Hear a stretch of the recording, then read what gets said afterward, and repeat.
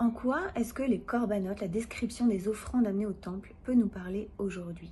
C'est la minute parachat de Mira Neshama. On ouvre le livre de Vaïkra avec la parachat de Vaïkra qui décrit les différentes offrandes, les différentes korbanot. Évidemment que c'est complètement anachronique en pratique puisqu'on n'a même pas de temple où amener les korbanot. Seulement, en quoi est-ce que c'est pertinent pour nous aujourd'hui? Parce que les korbanot sont un modèle de relation, le modèle de la relation avec le divin.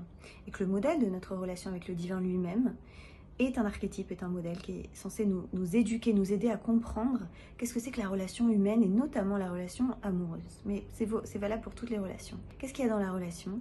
Il y a un désir de se rapprocher de l'autre, n'est-ce pas? C'est ça qui fait la relation.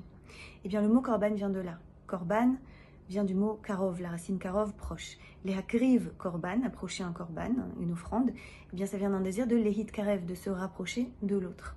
On peut se rapprocher parce qu'on a envie de se faire pardonner quelque chose, ou parce qu'on veut trouver de la faveur, ou parce qu'on veut remercier et célébrer l'autre. Déjà en soi, ça nous apprend quelque chose de fondamental dans la relation, qui est que les mots ne suffisent pas, qu'on a besoin des actes. Ce que nous dit à propos de Vaïkra le Or HaChaim, il nous dit quelque chose de très beau par rapport à la Kedusha. Kedusha, la sainteté, c'est la dédication. Et c'est bien ce qu'on recherche dans une relation, c'est une forme de dédication mutuelle. Eh bien, il nous dit que Prinat Kedusha, Lotakdim, elle est les Mazminota. Que l'aspect de la Kedusha ne fait jamais le premier pas, en gros, sauf pour celui qui l'invite. Qu'est-ce que ça veut dire? Ça veut dire que, alors qu'on peut avoir tendance à toujours vouloir attendre que l'autre fasse le premier pas, vouloir recevoir de l'autre, etc., eh bien, est-ce qu'on peut faire le premier pas déjà en nous, dans notre cœur? C'est ça l'invitation.